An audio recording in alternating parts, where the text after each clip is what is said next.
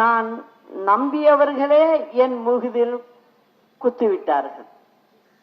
அவர்களுக்கு அப்படி என்ன நான் கெடுதல் செய்துவிட்டேன் என்று எனக்கே தெரியவில்லை. உங்களை முதல்வர் ஆக்கியது மிகப்பெரிய குற்றமா?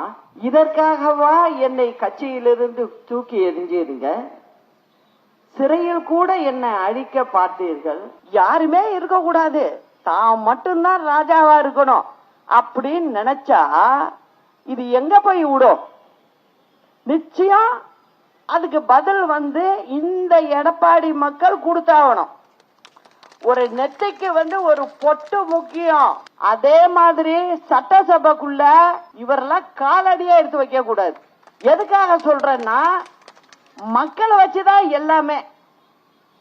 அந்த மக்களுக்கும் துரோகம் பண்றீங்க. இங்க இருந்து உங்களை ஆக்கு உட்கார வச்சுட்டு போனவங்களையும் எந்த ஊருங்கிறீங்க? யாரு இவங்களா அப்படிங்கிறீங்க. இந்த மாதிரி ஆட்கள் நம்ம சட்டசபைக்குள்ள எல்லாம் விட்டோம்னா இவங்கெல்லாம் முதலமைச்சர் கொடுத்தவங்களையே தூக்கி போடுற நீங்க இந்த மக்களை என்ன பண்ணுவீங்க? 3 சிலிண்டர் கொடுப்போம்.